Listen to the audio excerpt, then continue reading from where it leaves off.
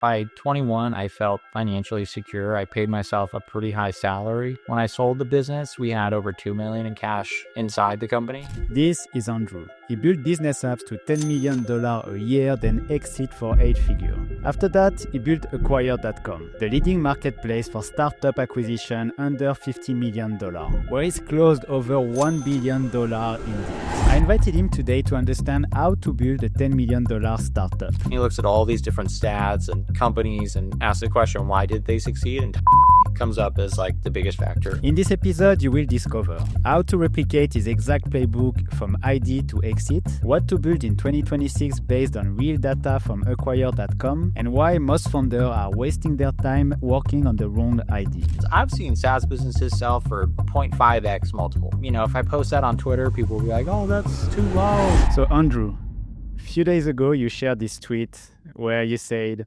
founders are getting acquired for 10 million in cash on Acquire.com, with this video of Ryan Gosling who is enjoying his life.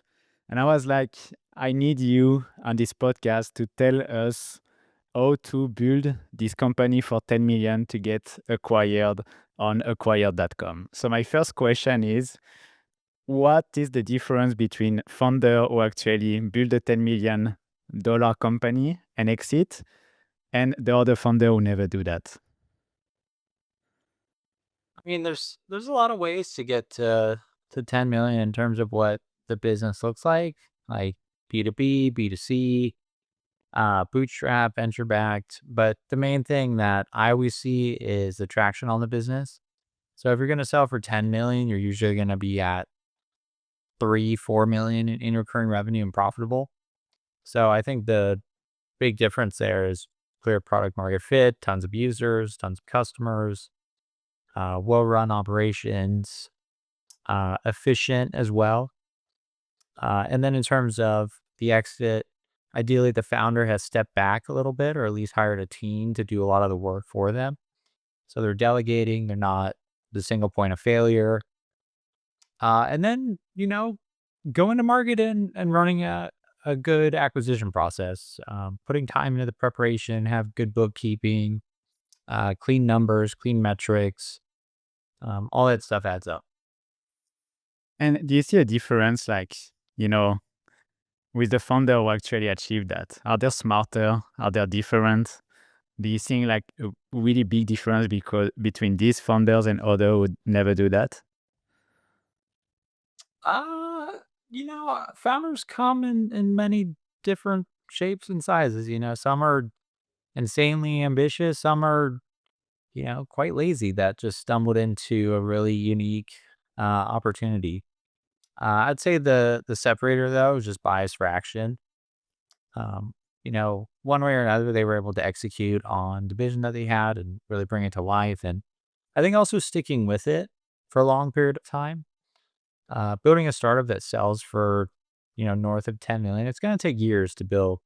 And I think a lot of founders might be inclined to give up maybe earlier than these founders did that successfully exited. So bias for action, sticking with it long time is probably the top two. Yeah, because that's usually the dream of I want to exit for 10 million, and you probably think about this overnight success. I built for 6 months and I sell to a big company, but what is the reality of that? Do you see a pattern in between when they founded the company and when they sell for this kind of amount? It's definitely years. I don't really see too many acquisitions where the business is super young, meaning less than a year. And if I do, it's going to be a smaller acquisition, call it 5-6 figures. And the reason for that is a lot of buyers are going to look at short timelines in businesses and see it as additional risk, meaning will the business continue to perform based on what they've seen in the last 6 months? So I would say if I had to give an average, I think it's probably 3-4 years to get to 10 million. But we also help businesses sell that have been around for sometimes literally as many as 20 years. Crazy. Which is 1,000 years in the software world. Yeah, it's funny because if you think about old school company, 20 years is normal, but nowadays 20 years is a lifetime for an entrepreneur. So yeah. Oh, That's 100%. I mean, 20 years, you've gone through the dot-com bubble, all these different, changes in how we build software. So, I mean, if you're a software company, you've been around for 20 years, that's extremely impressive. Yeah, and I think nowadays it's pretty hard because there's a lot of FOMO. As the information goes really fast through social media, you really want to start new things. But I still think, like, tell me if I'm wrong, that if you stick to one idea and you adapt with time, it usually work better. Yeah, 100%. And what time does as well is it really lets things compound. For example, if you're growing at, 20, 30, 40, 50%, you do that for 5 years, you're going to have a pretty big business on your hands. So, it really takes, in my experience from what I've seen, is, 2, 3 years for things to really get going, where you have the product, you have customers, you have the brand that's starting to pick up. Then you have the team that you're starting to build out to give you leverage as a founder. And then year 4 and 5 is where, things can really pick up. Mhm. So yeah, you just gotta stick with it. Interesting. So I want to split that in two parts. Like first, I want to go back to how you did that because you did it yourself before funded acquire.com. And then what you will do actually to just like if you had to start over. So the first part is you built business apps to 10 million ARR, then you exit, then you built, tell me if I'm wrong, Altcoin.io, but this time you build it with VC, at least you raise money, and then you exit again. So you did it two times in two different way. So just explain me like the whole process, the two time of like building a $10 million company for you, for Yeah. your perspective. So one thing up front, Altcoin was kind of a disaster. It was like a cryptocurrency exchange that I tried starting after Business Apps. I'll tell you the whole story, but definitely didn't get that one to 10 million. But Business Apps was a drag and drop mobile app builder right when the iPhone came out. So I think the big lesson for me there was just the importance of timing with certain businesses. Like when I launched that business, like it just exploded. It was the right place, right time. And what we focused on doing was we built tools for small businesses to go to mobile apps. So think restaurants with mobile food ordering or a hair salon with reservations. Simple features like push notifications were, kind of like magic. It was like, how'd you do this? So it was pretty simple, but the timing with the phones that just came out was fantastic. So timing is a big one, and the second one was just a huge emphasis on distribution and sales. If you've ever sold to small businesses before directly, it's a pretty brutal sales process. You go into a restaurant, try to track down the owner, and say, "Hey, I have something I want to sell you." Generally, it doesn't work. So what we learned early is we could partner with digital agencies like web design companies all across the world, and we let them use our software with their branding to sell mobile apps to their clients, and that allowed us to sell tens of thousands of mobile apps all across the world. So that business was definitely fun to build, and then right after it was acquired, uh, started Altcoin. The idea there was to build essentially like a decentralized Coinbase. Timing was good on that one because Bitcoin at the time was like $1,000 or something like that, super early. But we ran into some regulatory SEC framework issues where if you have a decentralized Coinbase, you're essentially an unregulated securities exchange. And so we decided we weren't going to move forward with that one. So we sold it to the company BNK to the future, just the IP with no users. So for you, like timing is one of the biggest thing because you add that for both and it actually helps you get started. For example, if we can compare business apps to 2 days, it will be like building a wrapper of ChatGPT, like a bit better, but like just use a new technology that arrive and jump on it and build on it.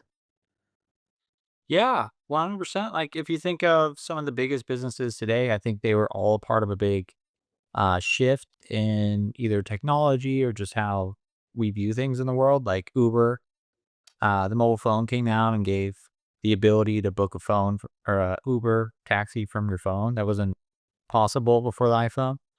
Airbnb was going through a shift where the 2008 crash just happened. So people were a little short on cash and they were more willing or open to rent rooms in their home for some extra money. Like Yahoo is part of, the internet starting. There's a really good TED talk on it by this guy, Bill Gross. He talks about the number one factor for startups to succeed. And he says that timing is the reason. He looks at all these different stats and companies and asks the question, why did they succeed? And timing comes up as like the biggest factor. Well, I will watch that for sure, but I totally agree. I feel like if you have the skills, like you still need the good timing and being at the good place at the good time to succeed, usually. Some people are just pushing until it works, but I feel like s- a lot of time is like being at the good place at the good time.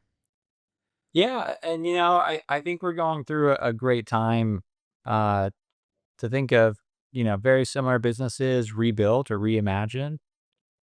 For example, you can look at, maybe every large software company from, Salesforce to Workday to, uh, you know, name a big company and, how could this be rebuilt or reimagined in today's AI world?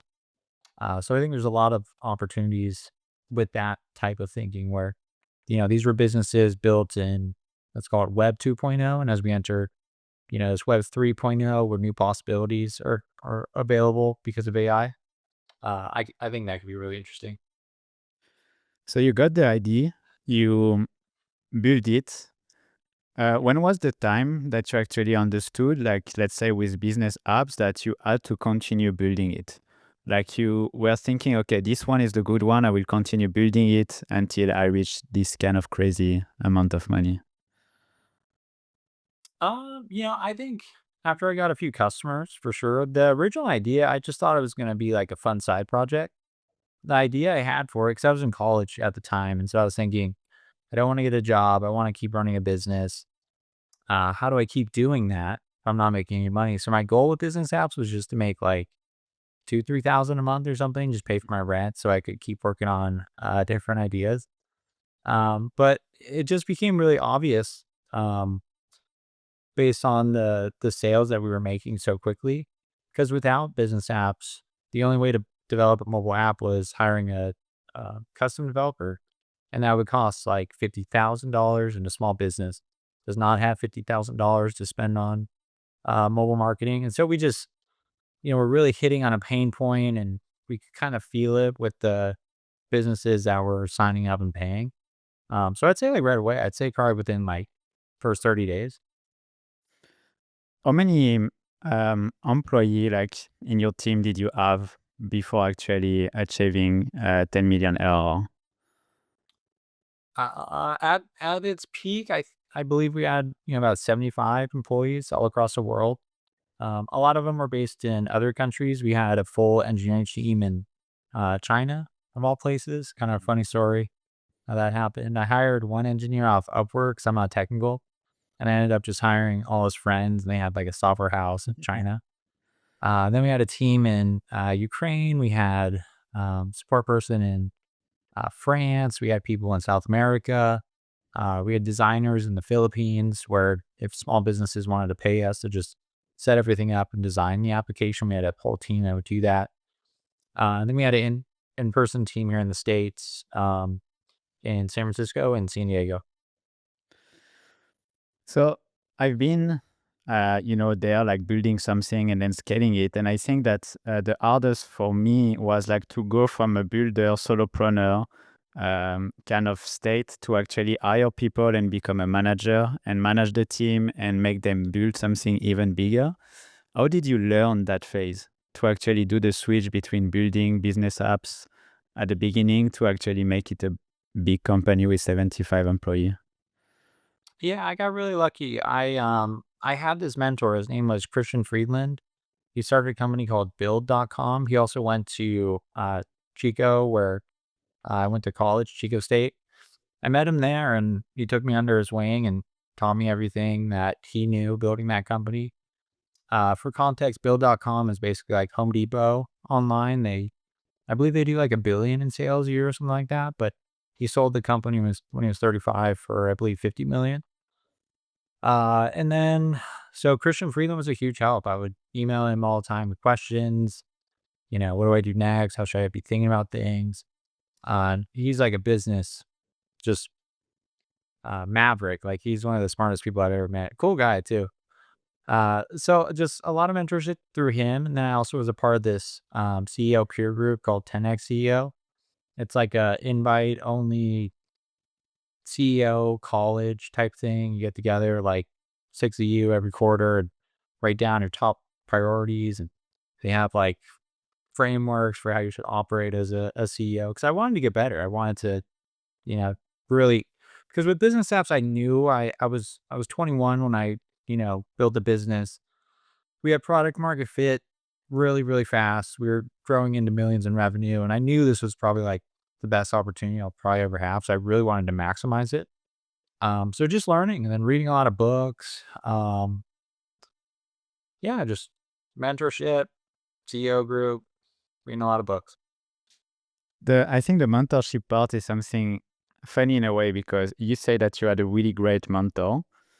And for me, like I see a lot of people talking about I got this mentor and it helped me a lot. But for someone who is watching this video and have no idea how to get a mentor, how do you get one? How do you find someone who is actually smarter than you, further than you business wise? Like what would you suggest? Do something cool. Do something cool and interesting. Like with business apps, I built like an MVP. I got like a couple clients. And then I entered this entrepreneurship contest at Chico State, and that's how I met Christian Friedman. He was a part of that. But if I just went up to him and was like, "Hey, I want you to mentor me. I have some like ideas and stuff," he would have said like, "Hey, get lost, kid." Like, you want to have something interesting going on, and it naturally will attract people that could mentor you a lot better than just going around and asking for a mentor. So I think my best advice there would be to do something interesting and share what you're doing with as many people. And, you can share, this initial MVP as an example and, ask questions based on that. Say, hey, I have this business I'm trying to start. I already have like 5 customers. I'm trying to get to 100. What would you do in this scenario? I think that's so much more interesting than, hey, I want to start a business and I need a mentor before I start anything. So start the Yeah. business and then go find a mentor. Okay, I see. And the second thing was kind of a mastermind, right? Where you meet every year, you bring your own problem and you try to solve it with everyone. Yeah, so that, Christian Freeland was actually in that CEO group as well, so he recommended that I join that, so that was, I guess, part mentorship by him, but yeah, it was a invite CEO thing where it was like a CEO school, like 10 other CEOs are in each, like, group. You meet up every quarter, and before you meet up, you write down all your numbers, you write down your top 3 priorities, you rate every single member on your team, how they did the past quarter. You rate yourself, how you did, how you executed against your top priorities. So kind of like a CEO boot camp school thing. And then there was like a moderator, and he was a total badass. He built some big company, and he would just give us his framework and how to think about things. So just Did, constantly learning from other CEOs. did you pay for it? Yeah, it was expensive. I think it was like 12,000 a year or something like that, Hmm. more than my college. Yeah, I asked that because I feel like a lot of people are afraid to invest in skills or like invest or invent like that. And I never did your numbers, I'm far from that. But the only time I invested like 5 figures in a kind of a mastermind, that's where I really like step up. And I think like sometimes investing this kind of crazy amount for you, like are the good thing. Yeah, I mean, I think it's important to realize like great CEOs and great founders, like they weren't born like knowing everything. They made a concerted effort to go out and learn everything that they would need to know to do their job. Like the CEO role is really a job. It's a job that can be done correctly, better than other people. If you just think of it in a different way, and the best way to do that is to make investments towards that learning and have an openness to learning and a desire to learn. And yeah, sometimes it's going to cost, some money to get there, but if you spend, let's say, 100,000 on something like this and it grows your business by 10%, that could be potentially millions of dollars. Or you sell it for 20% more, or something like that. Um, I think it's easily justifiable. Should you plan your success or should you just take it day per day? Like, what did you do? Like, did you build business apps, acquired.com day by day, or did you plan it? No, I think everything in my career has been kind of like just me being curious about certain businesses or where it could go. And then when it takes off, I kind of follow with it. I had no idea Business Apps was going to take off like it did. Again, my original goal was to, pay my rent after college so I didn't have to get a job. And then with Acquire, I actually keep this like business journal where I just kind of update it once a month so I can look back, and I want to like turn it into a book at some point. But I have this journal entry before I launched. It was microacquire at the time, where I just say, hey, like, I don't know if this is going to work. It's kind of silly idea. It's like a marketplace where you can buy and sell startups, but the design looks really cool. So if it fails, at least it looks good. So I legitimately didn't think it was going to work initially, or I wasn't aware it would work. I like the journal thing. Like, can you just tell us how you do that? Like, do you tell yourself I will write it every day, or like it's just like something you keep on the side, and whenever you have to say something, you say something? Yeah, just once a month.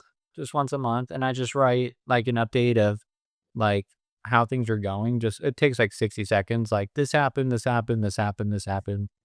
And the reason I started doing it, I can't remember who gave me the recommendation. But at the bottom, I'll put like top things I'm worried about or something like that. And then below that, so I'll write like, oh, someone left the company, big client canceled. Problems where like in the moment, I'm like, oh, this is terrible. Like whole business is burned down. Like, how are we going to do this? And then I'll write three things I'm grateful for below that. So like, my family, my friends, stuff like that. What's really powerful is when you go and you write the next journal entry. So next month, you'll look at a recap of what was going on and what you were worried about. And so you'll look at like, oh, that person that left, oh man, we replaced them. It sucked, but it was, we got through it. Customer canceled. Well, we figured that out too. So it helps when you get into those situations where something bad happens in your business, because bad stuff is constantly happening, and it reframes your mind to look at it more like, this is just something that needs to be fixed, but it will get fixed. Because you go through the journal, you're like, oh, I was really worried about that at the time, but now I'm not anymore. Now I have these new problems, and that got fixed too. So it just helps with the mental aspect. It's kind of a proof stacking that everything will always be right. Exactly. Yeah. I like it. It works. I swear it works. I will do that. I always told myself I will do it. Sometimes I start and then I stop. I think my journal is like probably X. I post a lot, but I feel like you do it in a more personal way where you talk about your family things as well. Like I can't do that on X. So yeah, I should do that privately. Yeah. You reached that level of Ryan Gosling in the boat, touching the water. You were happy. You did a huge exit. What did change in your life after you made like your first big exit? I mean, I didn't really do too much. I bought a house. I bought a house in cash. I thought that was kind of cool because I didn't grow up. My parents were homeowners. And just, for security, knowing like your house is always yours. You don't have a mortgage. You don't have to worry about losing it, stuff like that. When we bought it, I told my wife it's kind of like taking a bunch of money and burying it like in the backyard, like so it's secure forever. So tons of bad stuff can happen. You still have your house. And then I just put the rest of the money in the S&P 500. I have a wealth manager that I work with. Doesn't do anything special. He just, keeps me on track, and put the money in the S&P. And then I start another company. I think a lot of people maybe like overemphasize of like how awesome it is. Like, don't get me wrong. I think, I'm extremely blessed, and I'm grateful for everything, and my life is awesome. Um, but it's not like we were popping champagne. This is the best thing ever. You kind of just move on. Like you just You get like a house with an extra bedroom or two, and you get right back to doing what you like to do. But if you were reading right now Andrew's little notebook before you exit, like maybe 2 years before the exit, when you were focusing on building, and then 2 months after the exit, what will be the problem that Andrew had before that you will lost about after? Honestly, it was, I mean, because I started that cryptocurrency exchange right after I sold. I literally started that business while I was in due diligence because I just didn't want to be bored. I was 29 when I sold the business, so I was pretty young and had a ton of gas in the tank. So if I was writing a journal, and I have that entry, if I could literally pull it up, but I'm sure it said something like, "Oh, I got these headaches with these other engineers." Da, da, da. And as I'm reflecting now, I mean, that's the stuff that I think really makes me happy is, working on these, hard to solve problems and working with cool people and building cool stuff. I think that's what it's all about. I think so. I did my exit not long ago, not the same level again, but like I had exactly the same thing. I started even before selling it. I started a new business because that's what makes me happy. And I think when you are into that and you love it, like you just have to continue actually. But you were saying that you were trying with business apps to do like 2 to 3 thousand a month, and you would be happy with that. You say that your parents were not homeowner, so you didn't come from a crazy rich family. Did it change like your relationship with money after you got it? Like, not thinking about we'll have money next month, this stress that some people can have when you're not born with it? Yeah.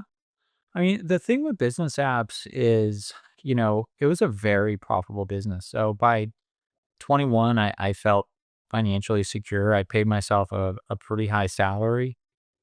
Since I bootstrapped the business as well, the business was all cash flow and the business was essentially mined. When I sold the business, we had over 2 million in cash inside the company. So it wasn't like I went from like complete zero to like, oh my gosh, I have a lot of money now. Um, so I think I had a lot of time to kind of digest my relationship with money, I guess you could say. But I guess what I've learned over the years is it's not like a huge motivator for me. I definitely think it's nice. Money stresses suck. I've seen them personally in my family.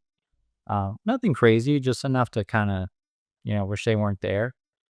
But I've learned a lot about investing, interest rates, stuff like that.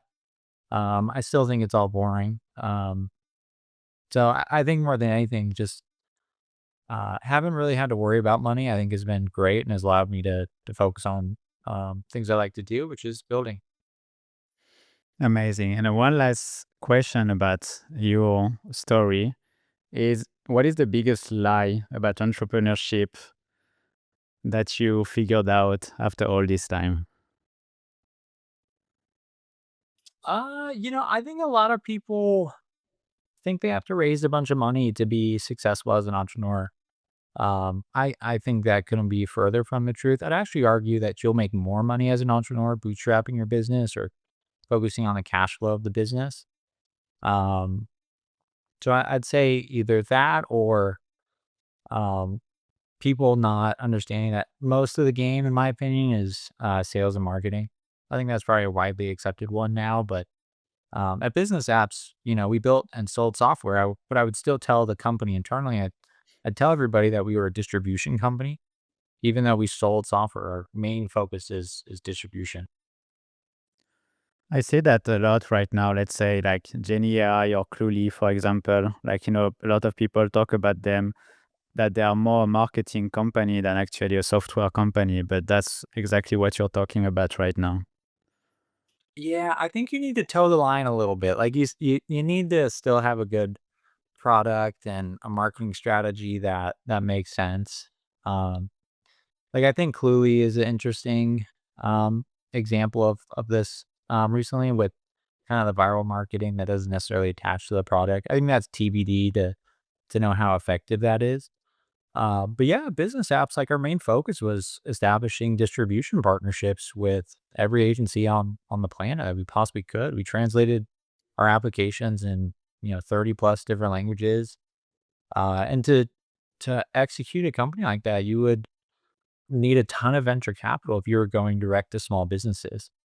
So I think the distribution angle that we took at that business gave us such a huge competitive advantage. And if we didn't focus on the reseller partner angle for sales, I don't think the company would have succeeded at all.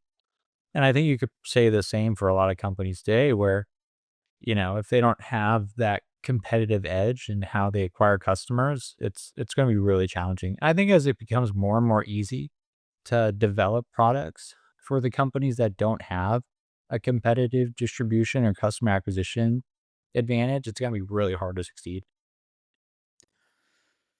Well, that sounds Sorry, good. that was a lot. No, no, no, no, That no, was a no. big thought. No, no, I just really love that because I agree in a way. Like I feel like building a product became easier. Doesn't mean that building a good product is easier, but building a product, and I totally agree with the distribution part. I mean, we see that every day. So yeah. Yeah, I think one other thought, just as I'm thinking of it, um, I think the biggest thing for founders to think about today is, how can they acquire customers in a really clever way that isn't necessarily obvious? That could be, I really like the social, like, what are they called? Avatars, but like meme accounts. Like there's this company that makes like compliance easy for enterprises, and there's this European compliance VC on Twitter who's absolutely hilarious. I haven't seen marketing like that. Um, I can't think of too many examples off the top of my head besides that one, but unique ways to attract customers to your business. Like that should be like the main thing. I don't think, just doing a bunch of paid ads or generic social marketing or cold emailing a bunch of people. I don't think that necessarily works as well as it used to in the past. So mainstream distribution channels should be avoided for someone who starts. For example, if I follow what you say is that Genie AI was one of the first one doing UGC. So that's why they are so much like advanced compared to other. But now UGC, for example, start to be a little bit too crowded. So you should find another path if you start.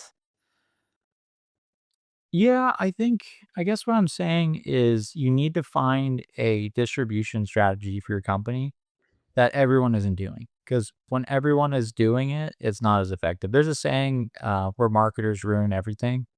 So, paid ad campaigns, cold email, I think those channels are pretty saturated and they're just too expensive if you're, just starting out. Other interesting strategies I've seen, I think the TikTok strategy is really interesting where companies are partnering with influencers to get really specific and almost scientific about what goes viral for their product. Like I use this tool called Whisper Flow, and I was reading this post where they have this huge influencer campaign, and when a post about Whisper Flow goes viral, they'll tell all their other influencers to make similar content. They'll pay based on that. I think that's really interesting. I've never heard of a company doing that. It seems to be really effective for them. But that's what I mean, like innovating on distribution as much as you innovate on the product.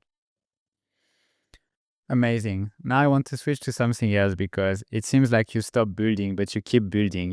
Like Acquire.com is still a huge company. You have, I think, more than $500 million in closed deals. Tell me if I'm wrong, maybe more now. We have over a billion now. Really? I just haven't updated that forever. What's my guy? Yeah, yeah, no worries. Well, which is insane. And you're basically like the leading marketplace for startup acquisition below 50 million. Yep.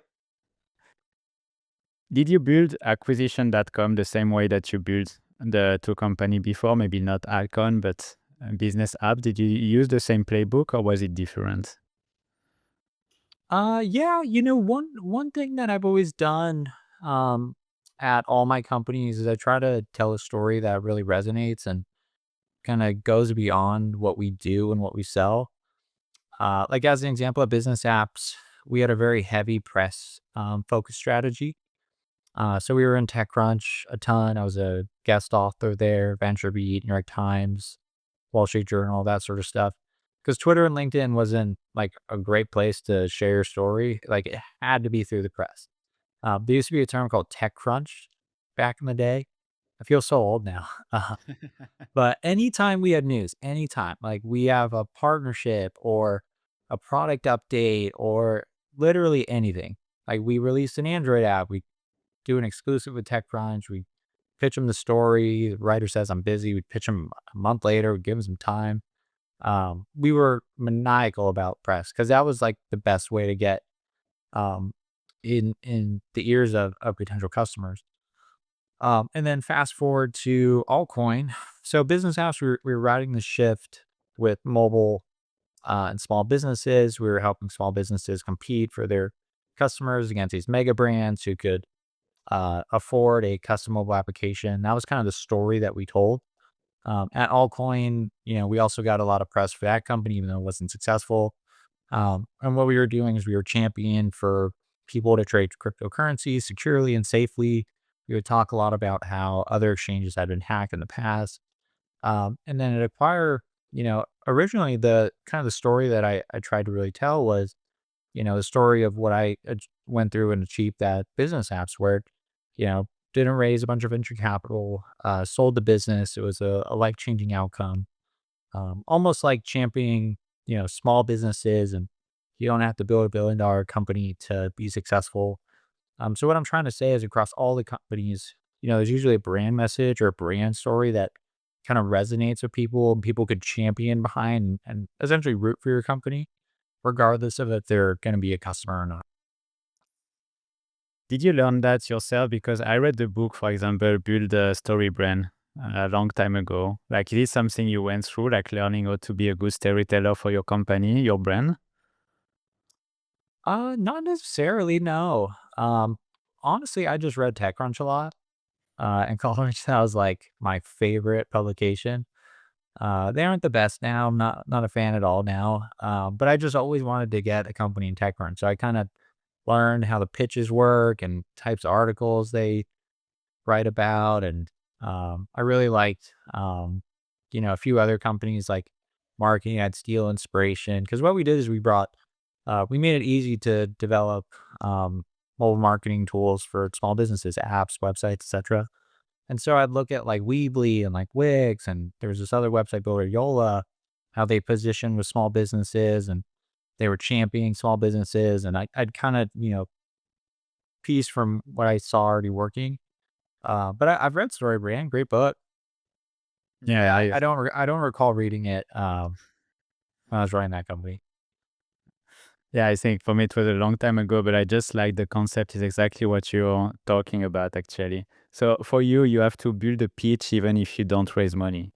Like your pitch will be your daily marketing kind of strategy for your own company. Yeah, I mean, you're pitching. You don't have to pitch investors, like, but you still got to pitch, customers, employees, just the market as a whole, press. Going on podcasts like this. What do you do? Uh, you're always kind of pitching what you do, and I think, when you're able to share a lot about um, your company in a way that goes beyond just the product, it's easier to remember, and that's how we're wired as humans. We remember stories, we don't remember stats. There's one question I forgot to ask you, and I think it's really interesting because we all have our own process. So before you build business apps, before you build Alcon.io, before you build acquire.com, and you're probably building some little stuff on the side sometimes, what is the process to find this idea? Like, do you just browse, like you say, TechCrunch? Do you just browse like TechCrunch back in the day? You just browse Twitter today? Like, what is your specific thing to find ideas? Yeah, I think the number one thing I look for is, shifts, behavior shifts, technology shifts, things that are becoming possible that weren't necessarily possible a few years ago. One thing I did for business apps was I had this job board before that business, and it was a job board that connected mobile developers with businesses. And the idea behind that was to just get myself like involved in mobile. I didn't know what I wanted to do, but I knew mobile was going to be big and there's going to be a lot of, businesses made for mobile. So it was like an idea petri dish where like I felt I could attract ideas to it. And sure enough, I saw people posting the same job post a bunch on the job board. They would say, "Hey, I own a hotel and I want to have a reservation system and a feature to order food. I'll pay $100,000 to build this." And I thought, oh wow, like people are paying that much money. Like, what if there was a template and you can customize it? Um, so an idea to get ideas could be to figure out a way to get yourself in an industry. Like a newsletter is probably a great idea. Podcast where you interview people that are building startups and something may naturally come to you. Or just looking at, your day to day. If you're at a company and you're using certain tools, everyone's complaining about it. Um, so Okay, well, I think that's a good playbook for everyone. And I can agree with that because with the podcast right now, it's like it helped me so much for finding ideas. Like, I'm talking to amazing people like you every single day. And yeah, it gives me a lot of ideas for sure. yeah, it gets you fired up too, and you hear their view on planning ideas. Like just do something that gets you involved in whatever industry you're trying to break into. I think is the best thing to do. Let's deep dive now in the data because you say that you reach $1 billion in closed deals, which is insane. So you probably saw a lot of company getting acquired. So I would like to know the data of like behind building a $10 million company or reaching a $10 million exit. What is the data behind? So first question will be B2B versus B2C. What do you see that sell the most or the easiest to build or whatever could help someone looking at this podcast? B2B by far. B2C can definitely work. But what I've seen in B2C is churn is typically brutal. And so you're going to need, a very, very high number of users and paying users. Ideally ones that aren't churning very high, but from B2C apps I've seen, churn can be as high as, 7, 8, 9, 10% per month, which just really slows down the growth and slows down your valuation as well. So 100% B2B. Founder wise, is it solo, duo, a huge team? Like, what is the pattern behind? I'd say it doesn't matter. I would say, uh, whatever gets you there. I've seen solo founders absolutely crush it. I've seen, the typical co-founder duo do extremely well. I haven't necessarily seen the large team do too well. Um, Usually the businesses that we sell are going to be, highly efficient, capital efficient. So small teams is generally what I see. I've seen a few large teams like 50 plus stuff like that. Um, but usually smaller, like lean, mean, just the bare minimum number you will require. Is there a field where there is way more company getting acquired than other? It depends on the month. We see months where e-commerce takes a lead and SaaS. Uh, but generally SaaS, those are the majority of the acquisitions that we do. About 70% of the acquisitions that we do are SaaS software.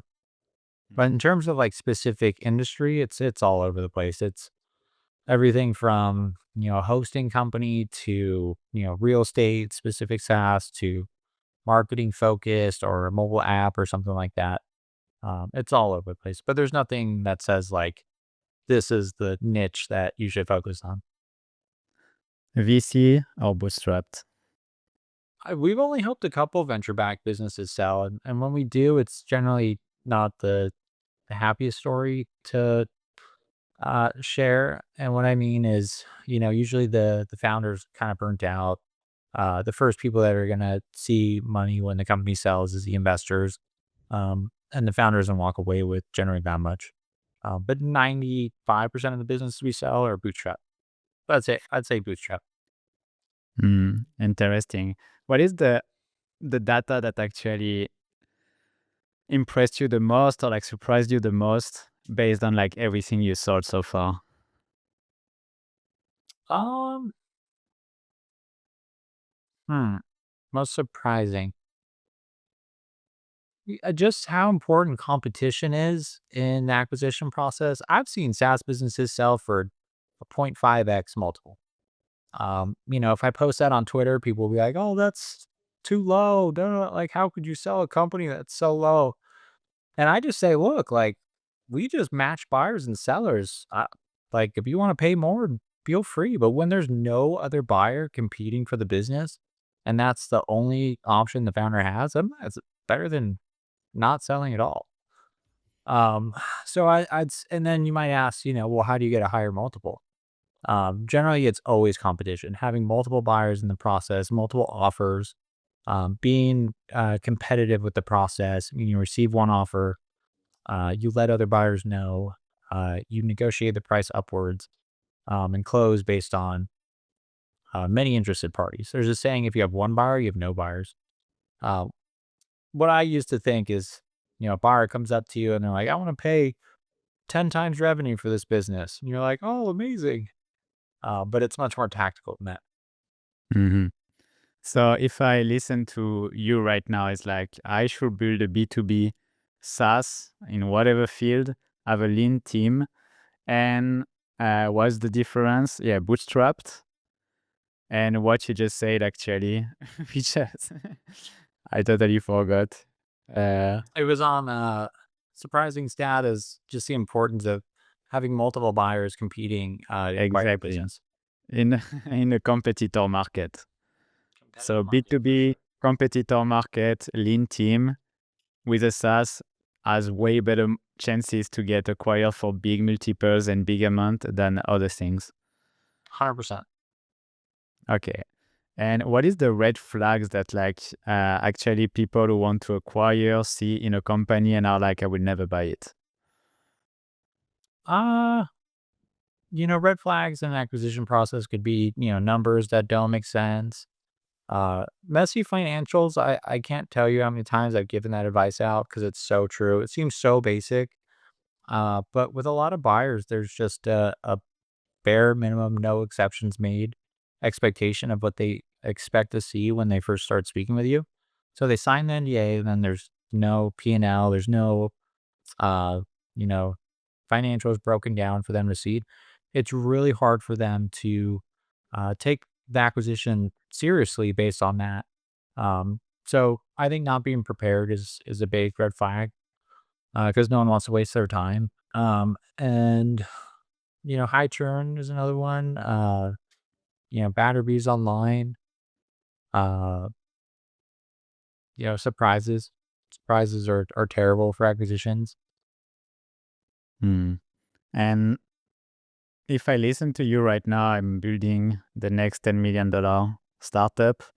What should I start tracking or documenting to be ready for whenever it's time to sell?